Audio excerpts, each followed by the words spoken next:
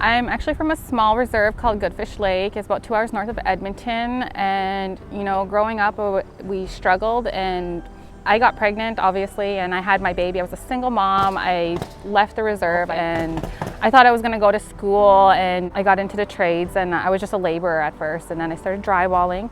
I did steel stud drywalling for about 2 years, and then I heard of this roofing company for females, and they were willing to train me. So I was like, okay, I'll jump on that. And about a year goes by, and I started working for another company where I met my husband, John, and that's how I got into the roofing industry. And I basically forced my husband to train me how to roof. Like I just wanted to do it. Like I was so determined to shingle, and what made me want to keep doing it was because it empowered me. It made me feel good about myself. It gave me confidence. Even there's like men out there that can't even do this job, and like I do it every day. But the main thing that I'm really focusing on right now is like I want to get more women into the roofing industry, and I'm hoping women can experience what I've experienced through roofing. Like I said, it empowered me. It literally changed my life. Like I came from nothing. Everything I have was self-made. Like I am self-made 100%. I've proven myself that women can do this job.